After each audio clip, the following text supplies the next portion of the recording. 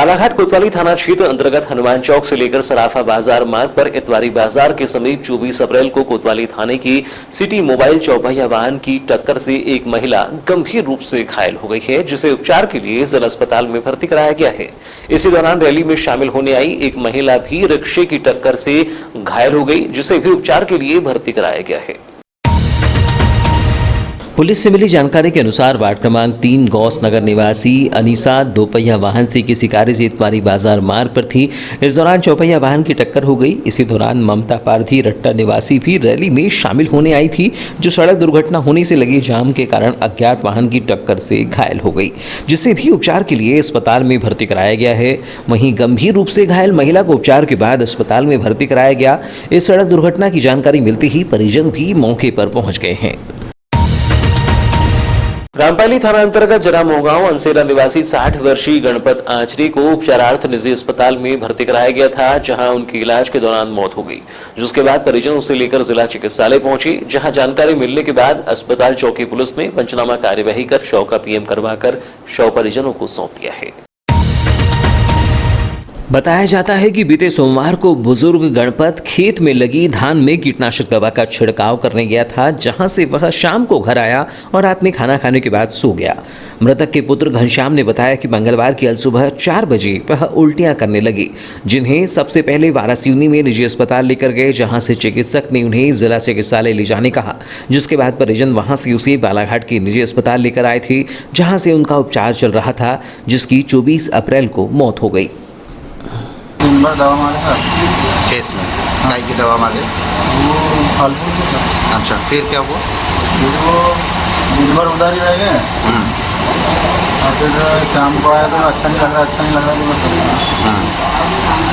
फिर खाना पीना खाया तो हो गए। तो 4 बजे अच्छा नहीं लग रहा पैर हाथ दर्द दे रहे। फिर बालाघाट लेके आए थे सवेरे, हॉस्पिटल में भर्ती करे। कब अस्पताल में भर्ती कर रहे थे? सर 11 बजे तक मंगलवार को। तो अभी तक उपचार उनका चल रहा था। तो क्या उनने कुछ दवा वगैरह का सेवन किए थे क्या, कीटनाशक दवा वगैरह? पता नहीं मेरे को। अच्छा, डॉक्टर क्या बोले? डॉक्टर बोले सेवन करे तो बोले। डेथ हो गई उनकी। कब हुई डेथ? अभी सवेरे 7 बजे। रूपझर थाना क्षेत्र के अंतर्गत पुलिस चौकी उकवा क्षेत्र के जंगल में मजदूरों से भरी पिकअप वाहन के पेड़ से टकरा जाने के कारण पिकअप में सवार तेलंगाना से मंडला जा रही लगभग 20 में से 1 दर्जन के लगभग मजदूर घायल हो गए, जिन्हें पुलिस द्वारा उपचारार्थ जिला चिकित्सालय भिजवाया गया है, जिन्हें भर्ती कर उपचार किया जा रहा है। बताया जाता है कि सभी मजदूर मंडला जिले के घुघरी थाना क्षेत्र अंतर्गत ग्राम जिगरकटा रहने वाले हैं।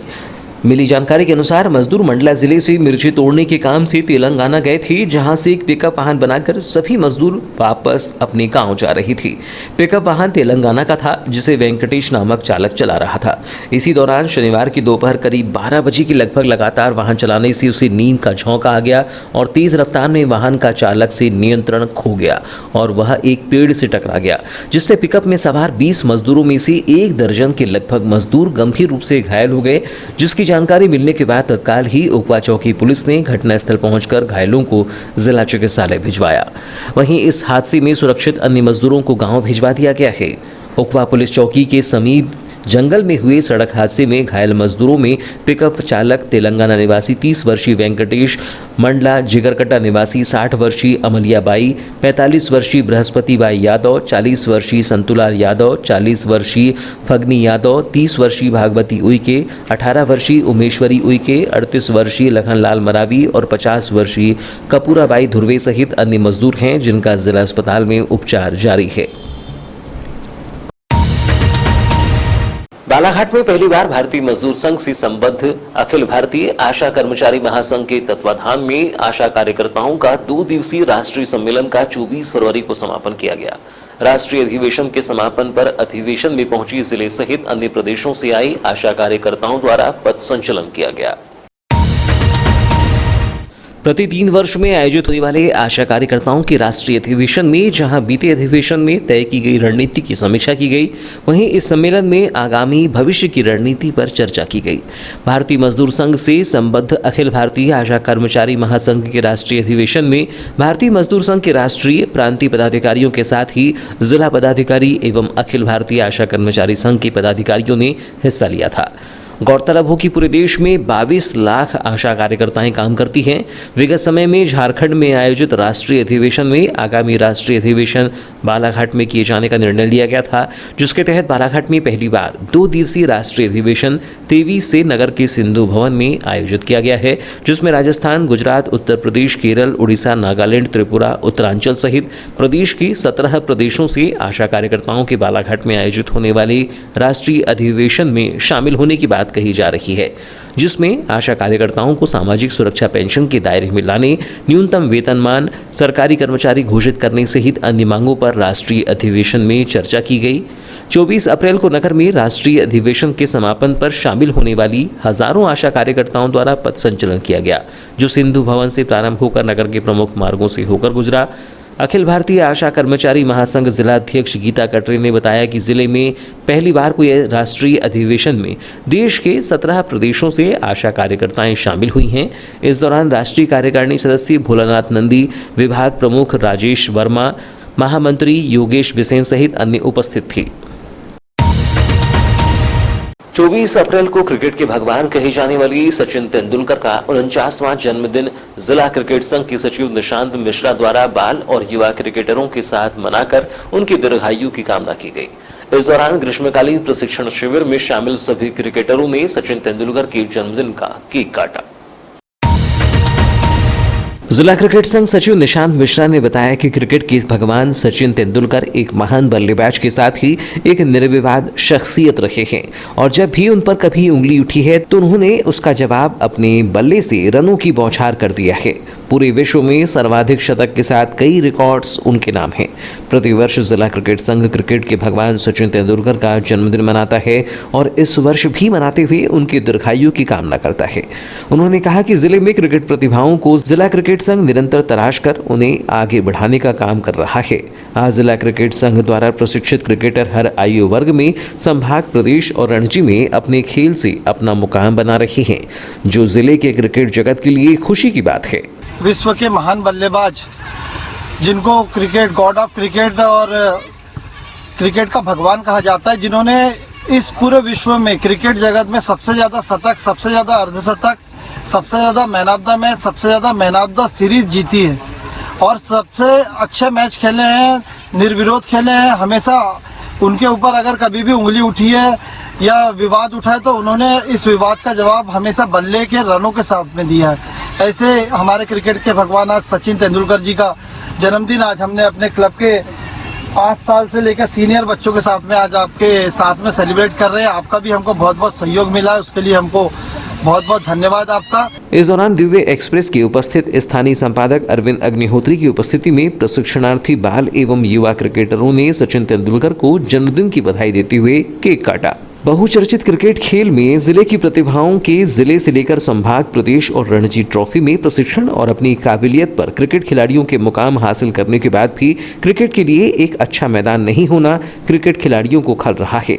बालाघाट में वैसे तो 4 मैदान हैं, लेकिन उसमें से केवल और केवल उत्कृष्ट विद्यालय का मैदान ही क्रिकेट के लिए उपलब्ध हो पाता है।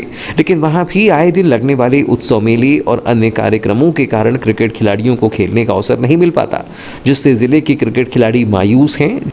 जो मायूसी क्रिकेटर सचिन तेंदुलकर के जन्मदिन पर एकत्रित हुए जिला क्रिकेट संघ सचिव और युवा उभरते क्रिकेटर मयंक सोनवाने के बयानों से नजर आई।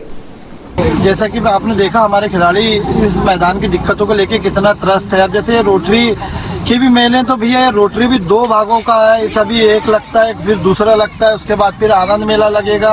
अब हमारे वहाँ विकेट बने हुए हैं, हमने जैसे तैसे करके अपने पैसे खर्च करके सीमेंट विकेट तैयार किया है प्रैक्टिस के लिए, वो भी खुद जाते हैं पूरे विकेट। उसके बाद ये इनका जब मेला खत्म होता है तो कोई ग्राउंड की साफ सफाई नहीं, और आप ग्राउंड का नज़ारा सामने से सब लोग देख सकते हैं। 10 दिन पहले से तैयारियां चालू होती है, 10 दिन तक मेला लगता है, 10 दिन 15 दिन निकलने में लगते हैं। ये क्या दुनिया की कोई भी चीजें ऐसी ही होती है, जो भी कार्यक्रम यहाँ पे होते हैं। रेंजर कॉलेज में जाओ, फॉरेस्ट के लोग भगा देते हैं।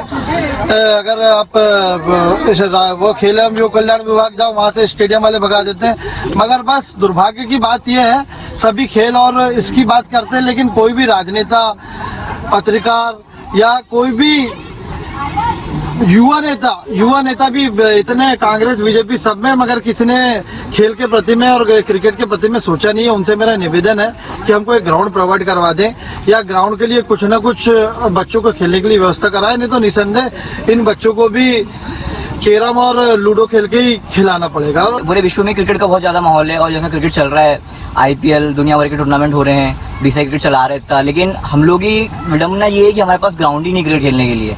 हम अगर गवर्नमेंट ग्राउंड में क्रिकेट खेलते हैं तो वहाँ मेला आ जाता है और भी दिक्कत आ जाती है, कभी शादी समारोह, कभी कोई फंक्शन हो जाता है, तो हम क्रिकेट खेल ही नहीं पाते, हमारे विकेट नहीं बन पाते वहाँ पर। और जैसे हम लोग अभी NCC में आए तो यहाँ भी दिक्कत है, हमको ग्राउंड के लिए भीख मांगना पड़ रहा है लोगों से क्रिकेट खेलने के लिए।